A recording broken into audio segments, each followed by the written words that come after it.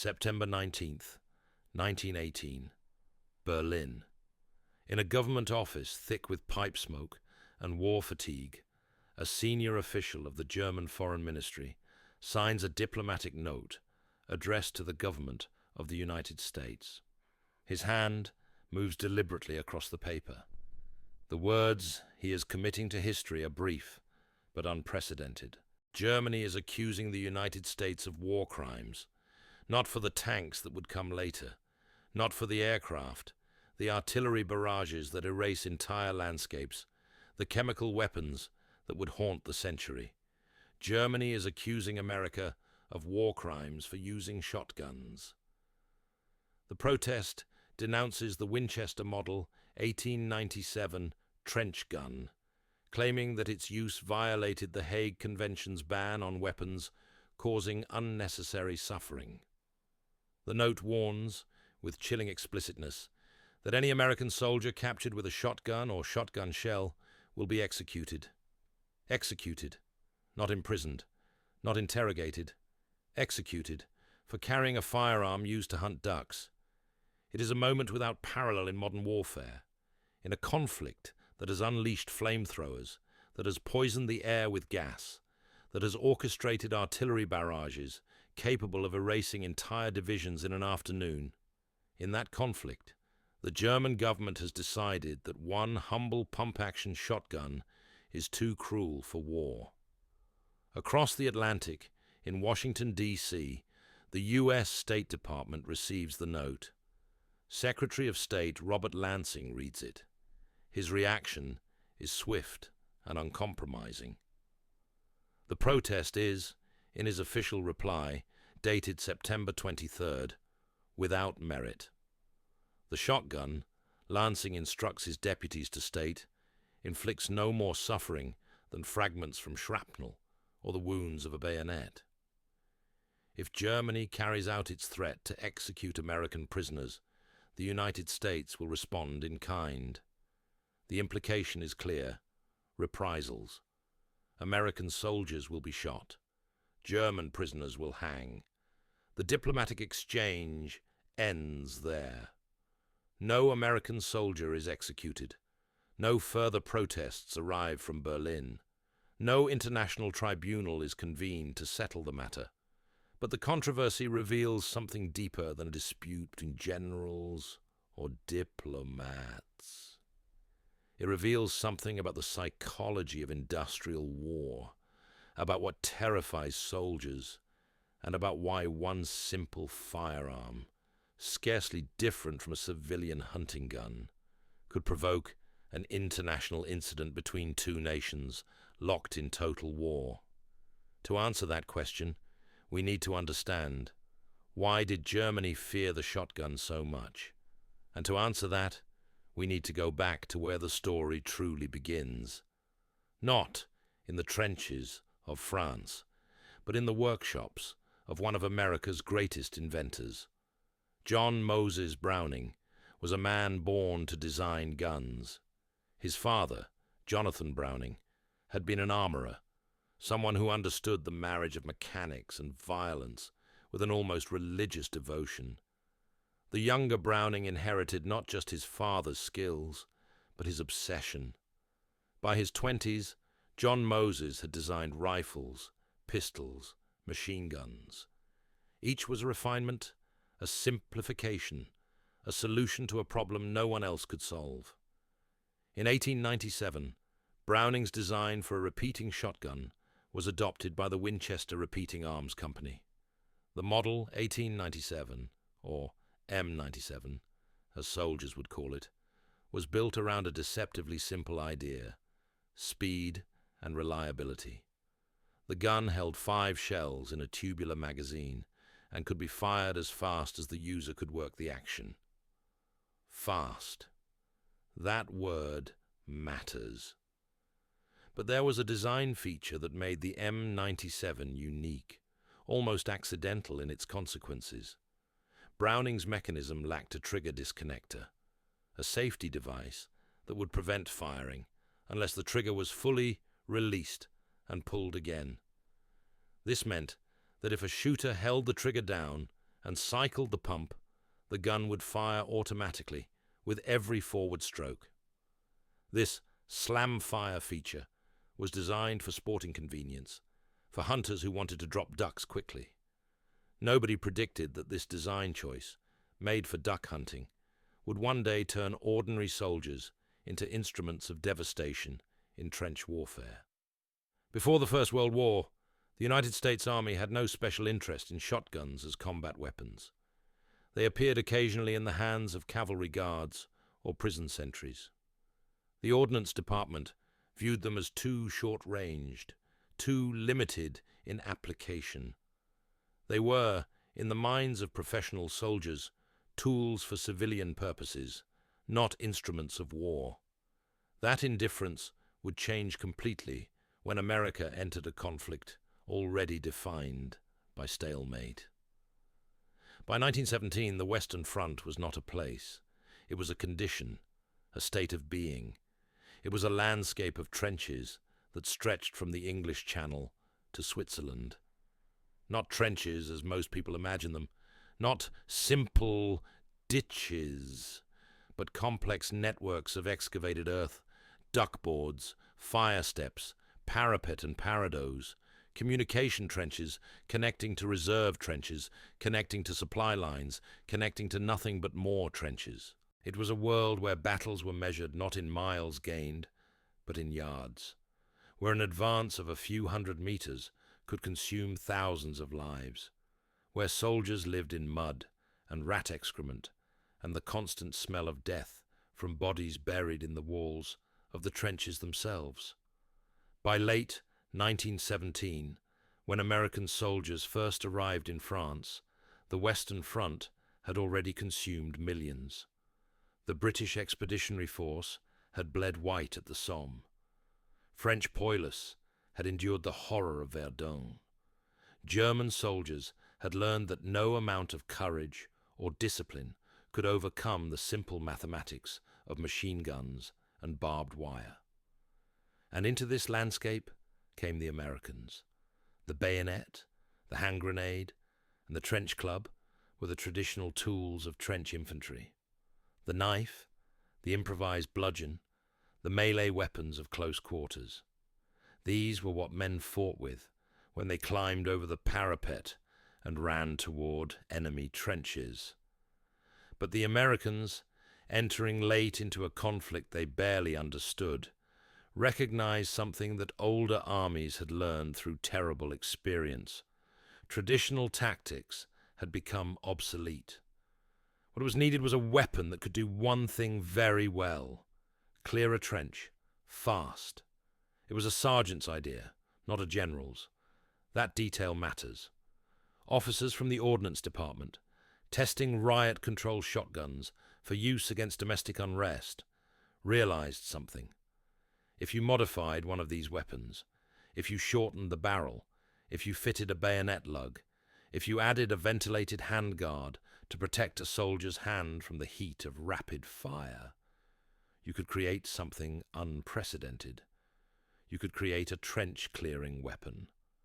The Standard Model 1897 was shortened to a 20-inch barrel. It was equipped to mount the M1917 Enfield bayonet, the same sword-like blade that cavalry and infantry carried. The entire weapon was finished in dull military blue. The trench gun was born. Officially, the Winchester Model 1897 trench gun. When the first shipments arrived in France in mid-1918, they looked out of place. Absurd, even. Here were soldiers armed with Springfield rifles and Browning machine guns, weapons designed for modern warfare, and alongside them, men carrying what appeared to be hunting guns. Short, stubby, almost crude in their simplicity. At first, even American officers were skeptical. To many professional soldiers trained in European doctrine, the shotgun seemed primitive. A weapon for hunting ducks, not fighting an empire, not fighting the German army that had fought the French and British to a standstill. But the men who carried them understood immediately. The doughboys of the American Expeditionary Forces, young men from farms and cities, from Texas and New York and California, quickly grasped the weapon's value. A shotgun loaded with 9-pellet .00 buckshot could send a pattern of lead pellets wider than a man's torso across a trench at 30 yards. In the claustrophobic darkness of dugouts and fortified cellars, it could clear a space faster than any rifle. At close range, its effect was not just damaging, it was catastrophic. Not because it was crueler than other weapons, but because it was faster. The AEF distributed trench guns primarily to military police, engineers, and units assigned to trench raids or guard duties. Each weapon came with a leather sling, a bayonet, and a few dozen paper-cased shells. They were heavy, awkward to clean in wet conditions, nearly impossible to reload under fire. But they worked, and in the trenches in mud, in blood, in panic, that was enough. Captain Edward Crossman, an ordnance officer and firearms expert who would later chronicle the war's weapons in careful detail, wrote this: "For close work in the trenches, there was nothing like it. A man could sweep a dugout clean before a rifleman could get his bolt open." Think about that sentence. Really think about it. A rifleman operates with a bolt action mechanism. Aim, fire, work the bolt backward, work the bolt forward, aim again. Each cycle takes maybe 2 seconds for an experienced soldier. A man with a shotgun, holding the trigger down and pumping the action, could fire 5 rounds in less time than it takes to recite that sentence. Word spread quickly through the front lines. By September 1918, as American divisions pushed through the Argonne forest, one of the most terrible landscapes of the war, a forest shattered by artillery until it looked like the surface of the moon, German units began reporting something new: short-barreled guns. Guns firing clouds of buckshot. At close quarters, entire groups of assault troops were cut down before they could use grenades or rifles. They died in seconds. Their bodies fell into the mud of the trenches. And the next wave came, and they died too. German field reports described the wounds as devastating, unlike anything caused by rifle fire. The pattern was different. The damage was catastrophic. Men hit by buckshot didn't fall wounded. They fell dead or dying. In one intercepted message, a German officer complained bitterly. "The Americans fire as if they are mowing grain, as if the soldiers are wheat falling before a scythe." The image captures something, not just the physical effect, but the psychological terror, the dehumanization of it, the sense that death is coming in a wave, indiscriminate and total.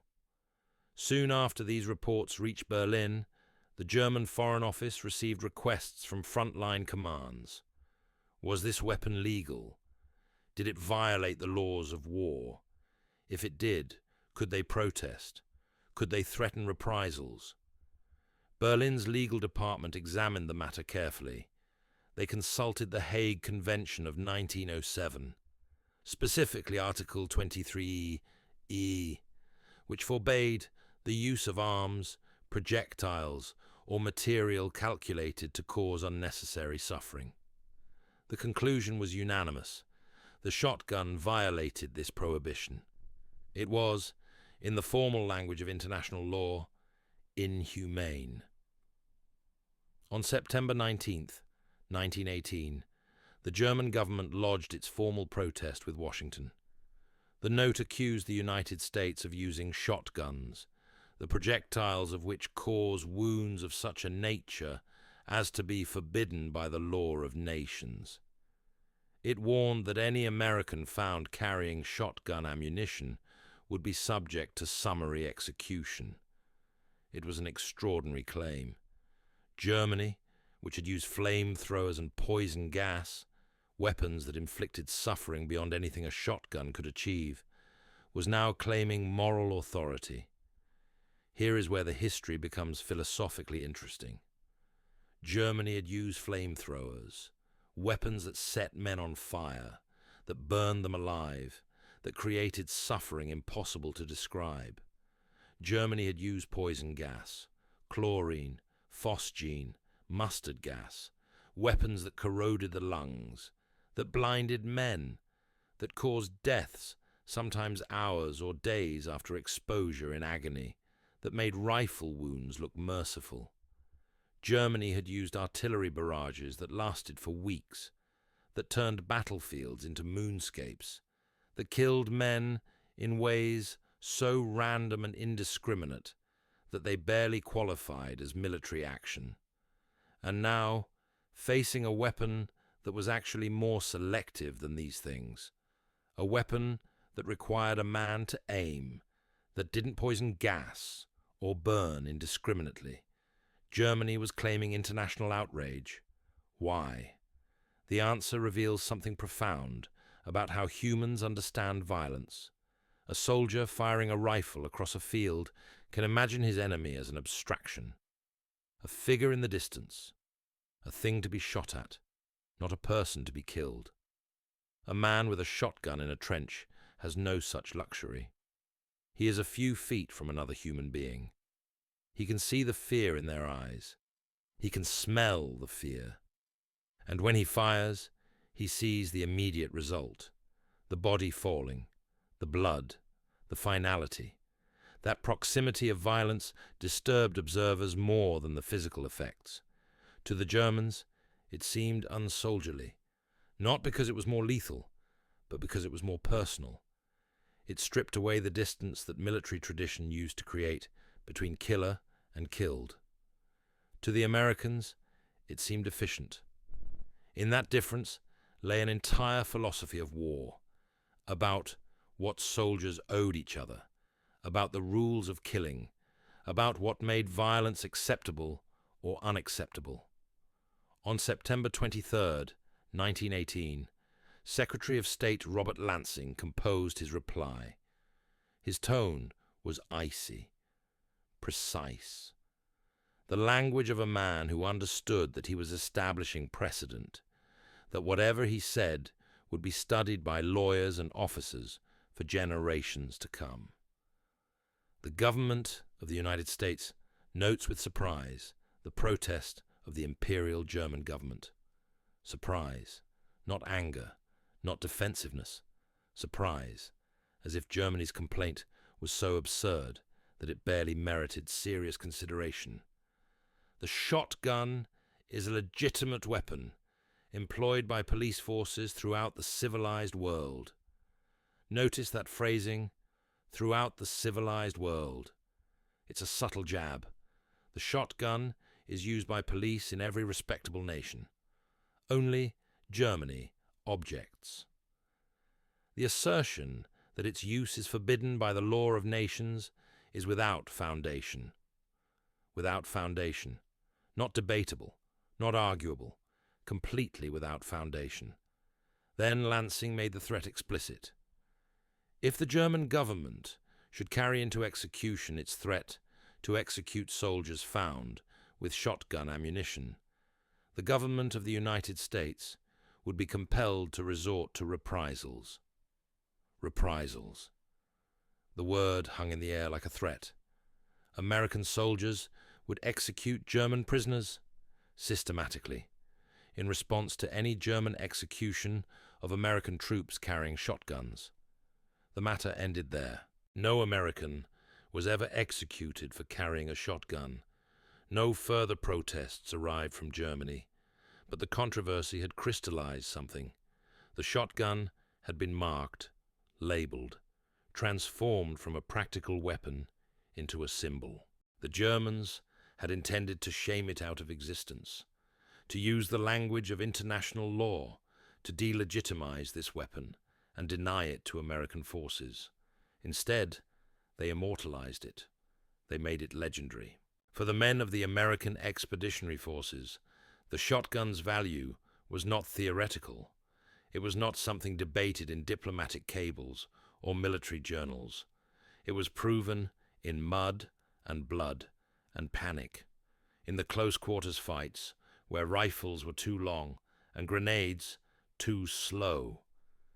In the darkness of dugouts, where a man with a shotgun was a god. Accounts from the 77th Division, fighting in the Meuse-Argonne offensive, one of the bloodiest campaigns in American history, describe patrols carrying at least one shotgun per squad during trench-clearing operations. In the chaos of those assaults, smoke, shouting, hand-to-hand fighting, men screaming in German and English and the languages of the dead, the shotgun's simple action and instant firepower made it unmatched. A soldier from the 26th Division recorded in his diary, "You could hear the pump guns working, that clack-clack sound. They'd clear a traverse in a heartbeat. Germans didn't like to be on the receiving end of those. That sound, the clack-clack of the pump action. It became a signature, a warning, the acoustic equivalent of run. Even German prisoners spoke of the shotgun with something approaching awe. One interrogated soldier, when asked about American weapons, said that they had orders to avoid close contact with American patrols, avoid them, retreat if encountered, especially those with the short guns. The effectiveness of the trench gun was not only physical, it was psychological. In an environment where morale often decided survival, any weapon that instilled fear was worth its weight in gold. An officer of the 35th Division, writing after the war, summarized it with brutal simplicity. A bayonet scares one man, a shotgun scares 10. Think about that ratio. One gun affecting 10 men psychologically. Not just the men being shot at, but the men anticipating being shot at. The men who had heard stories. The men who understood what 9 pellets of buckshot at close range could do. The Winchester Model 1897 trench gun was elegant and crude simultaneously. It was built on a design already 20 years old by the time of the Great War, yet it proved more effective in certain roles than weapons developed decades later. The short barrel, 20 inches instead of the standard 30, meant rapid handling in confined spaces. The pump action meant reliability. There were no complications, no mechanical subtleties that could fail in mud or under stress. You worked the pump, the gun fired. You worked the pump again, it loaded the next round. You could fire as fast as your hand could move. The slam fire capability meant that a trained soldier could unleash 5 rounds in under 2 seconds. Each round carried 9.33 caliber pellets of hardened lead. Do the math. 45 bullets in the space of a heartbeat, all going toward the same target, all arriving within a cone maybe 4 feet wide at 30 yards. The shotgun's ventilated handguard, a series of drilled steel holes over the barrel, protected the user's hand during rapid fire. The gun got hot fast. Without that guard, a soldier would blister his palm while firing. The bayonet lug accepted the long, sword-like blade of the M1917 rifle. In one moment, the weapon was a firearm. In the next moment, with the blade attached, it was a spear, a melee weapon, a tool for the violence that happened when ammunition ran out and men stood in the darkness deciding who would live and who would die. It was not without flaws. Paper shotgun shells swelled in wet conditions, causing jams at critical moments. The exposed hammer caught on clothing and equipment, adding delay when speed mattered. Cleaning the gun after muddy trench fighting was an ordeal that consumed hours. But soldiers valued reliability more than refinement. The Winchester had it. By war's end, approximately 20,000 trench guns had been distributed throughout the U.S. Army. They represented only a fraction of the entire small arms inventory. The vast majority of American soldiers carried Springfield rifles, but the shotgun's influence exceeded their numbers by orders of magnitude. Within months, the weapon had acquired an almost mythic reputation. Soldiers called it the trench broom, the weapon that swept trenches clean. Stories circulated, many exaggerated, some apocryphal, about entire German units surrendering after hearing the distinctive sound of a pump cycling in the darkness. A squad leader would work the pump deliberately, loudly, knowing the sound would carry. German defenders, hearing that sound, would sometimes put down their weapons and climb out of the trench. Was it always true? Probably not.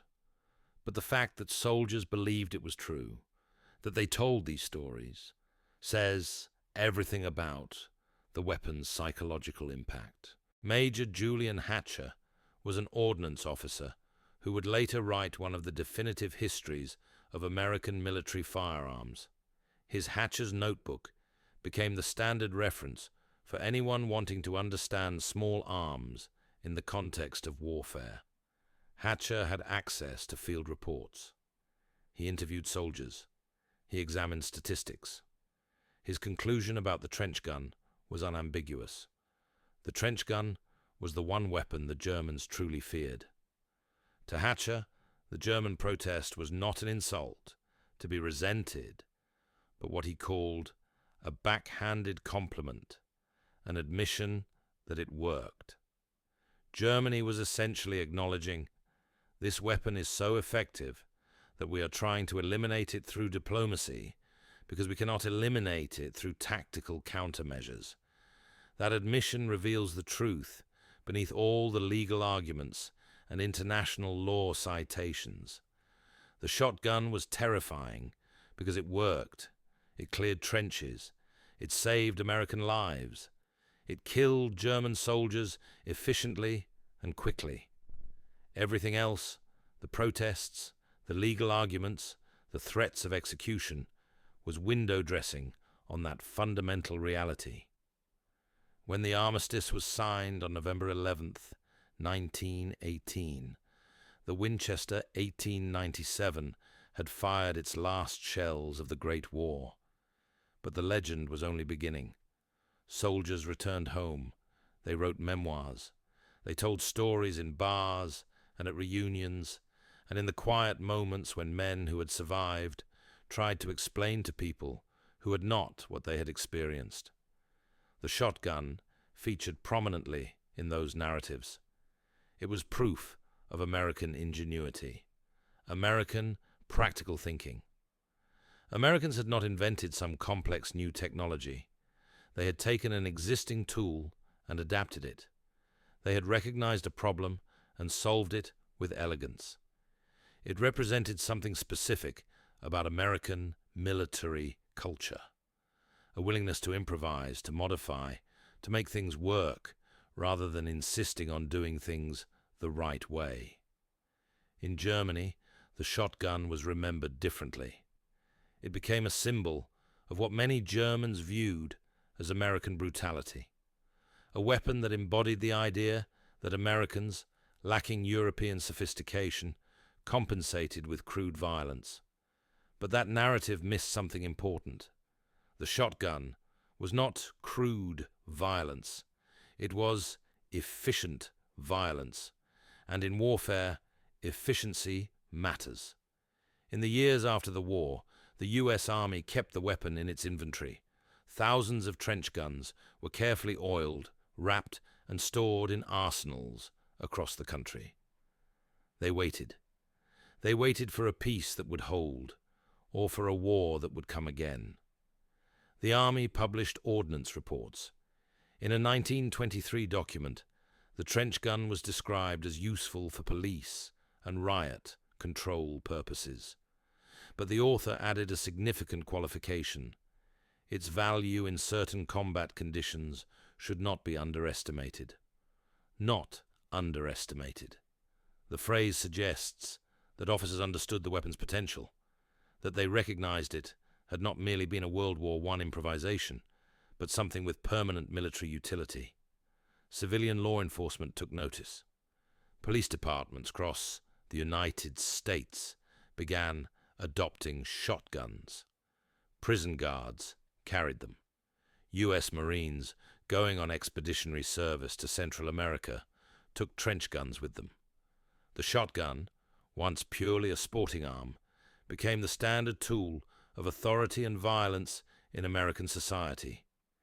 It became the weapon of the police officer, the guard, the soldier asked to control a situation through force.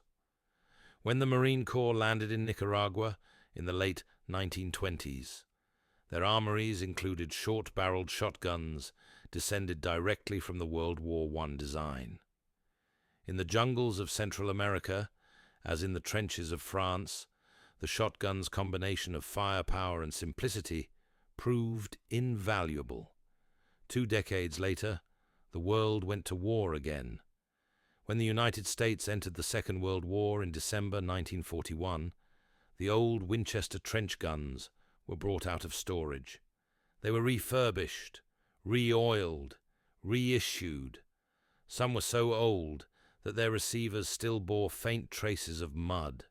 Literally, mud from the Meuse-Argonne from 1918, still embedded in the metal after more than 2 decades in storage. But the design had aged gracefully. The basic pump-action system remained unchanged.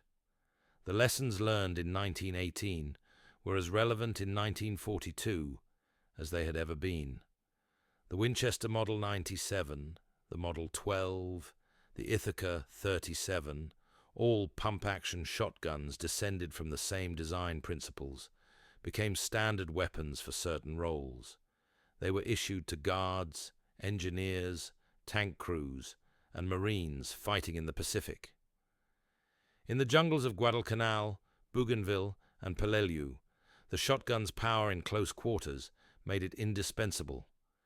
The dense foliage meant visibility rarely exceeded 20 yards. At that distance, the shotgun was simply unmatched. Major General William Rupertus, Commandant of the Marine Corps' marksmanship program, called it the most effective close-range weapon in existence. Sergeant Henry Iverson of the 1st Marine Division described using a Model 12 at Guadalcanal. The jungle was so thick you could reach out and touch the enemy. A rifle was too long. With the shotgun, you pointed and fired, and they didn't get back up. That image. Reach out and touch the enemy. The distance is measured in feet, sometimes inches. There is no distance. There is no abstraction. There is only the immediate reality of close-range violence. The trench gun returned to Europe too. In Normandy, paratroopers and engineers carried them for clearing bunkers and defending positions. These were men trained to expect German counterattack, men responsible for holding ground, often outnumbered and outgunned. The shotgun gave them a chance. In both theaters, Europe and the Pacific, the German army of 1944 no longer protested the shotgun's use. By then, the Wehrmacht itself was issuing smoothbore weapons to close combat troops. The irony was complete. A weapon condemned as barbaric had become standard practice in total war. The shotgun's value was as much psychological as practical. Its deafening blast, the visible spread of shot, the near certainty of lethality at close range, all of this gave it a fearsome reputation that exceeded its actual casualty figures. A machine gun killed more men, artillery killed more men, but the shotgun, in its specific role, achieved something unique. It dominated its intended space completely.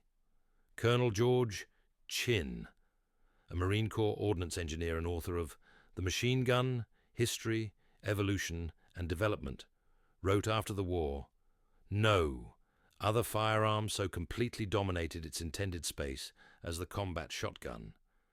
In rooms, in trenches, in jungles, it turned chaos into control. A soldier with a shotgun in a confined space was supreme, invulnerable within his range, lethal without exception. Enemy troops recognized it instantly. In Vietnam, decades later, North Vietnamese propaganda would label the shotgun a weapon of terror. For Americans, it was a weapon of survival. It was reliable, close, personal. It was a tool that worked. After the Second World War, the shotgun continued to evolve. The Winchester Model 12, sleeker and stronger than the Model 97, remained in service through Korea and into Vietnam. It was eventually replaced in the 1960s by the Remington 8.7.0 and Ithaca 37, both of which drew directly from the design principles established in the First World War. The military adapted the weapon for modern use. Parkerized finishes, synthetic stocks, new shell types, designed for specific purposes. But the fundamentals remained unchanged. A short barrel, pump action, devastating close-range power. It became the US military's standard close-quarters weapon for nearly a century. From the First World War through Vietnam, through the Cold War, into the wars in Iraq and Afghanistan, soldiers carried shotguns descended from Browning's 1897 design. By the early 21st century, American soldiers in Iraq and Afghanistan still carried shotguns for door breaching and confined fighting, direct descendants of the weapon that had terrified German soldiers in the Argonne forest in 1918. The technology had evolved, but the core concept had not. The German protest of 1918, viewed in hindsight, reveals more about perception than legality. Germany had faced tanks, aircraft, and artillery without invoking international law. But the shotgun struck at something more fundamental, the idea of proximity in killing. A soldier firing a rifle across a field could maintain psychological distance from the kill. The enemy was far away. There was intermediary space. There was the possibility of missing, of the enemy being someone else's responsibility. A man with a shotgun in a trench had no such illusion. There was no distance. There was only the immediate reality. That intimacy of violence disturbed observers more than its physical effects. To the Germans, it seemed unsoldierly, a violation of some unspoken code about how professional soldiers fought. To the Americans, it seemed efficient, practical, moral in its own way, a weapon that did its job and did not pretend to be anything other than what it was. In that difference lay an entire philosophical divide about warfare itself. When the German Foreign Office declared the shotgun inhumane, they inadvertently defined it as something else entirely, uniquely human. It was a weapon of closeness, of fear, of finality. One of the American officers who survived the war and reflected on the experience later wrote, "The shotgun was the one gun that made war personal again." Personal. In an age of industrial warfare, of artillery and gas and machines designed to kill at distance, the shotgun represented something older and raw. It was warfare reduced to its elemental form, one human being a few feet from another, deciding who would live. That reality disturbed people. It violated the assumptions that modern warfare operated at distance. The technology somehow abstracted the act of killing. The shotgun refused that abstraction. In the decades after the war, the weapon became almost iconic in Western culture. The short barrel, the pump handle, the brutal efficiency. It became visual shorthand for authority and violence. It appeared in police armories and prison towers. It featured prominently in Hollywood films. To many Americans, it became the archetypal symbol of force. The same weapon that terrified German soldiers in 1918 became the trusted tool of peace officers at home. In both roles, its message was unmistakable: close range, absolute control, finality. The lineage of the combat shotgun continued through every American conflict of the 20th century: Korea, Vietnam, Iraq, Afghanistan. Each generation of soldier, whether crouched in a trench or clearing a building in an urban environment, rediscovered what the doughboys had learned in France. Simplicity can be terrifyingly effective. The fundamentals never changed. A short barrel meant easy handling. Pump action meant reliability. Close-range power meant dominance in confined spaces. Each generation of military planners, looking at the lessons of the previous generation, arrived at the same conclusion: we need a tool for this specific job, and that tool is the combat shotgun. What this meant was that Browning's 1897 design was not merely a response to WWI conditions.